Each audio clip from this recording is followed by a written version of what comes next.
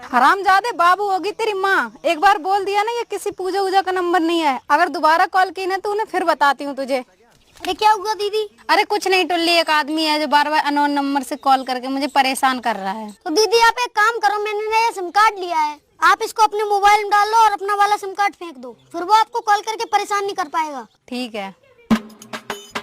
तो रुको जरा, सब्र करो। हेलो साले कुत्ते, अब मैंने अपनी सिम ही चेंज कर दी है, अब तू कॉल करके दिखा। 1 मिनट बेबी, वॉशरूम हो गया।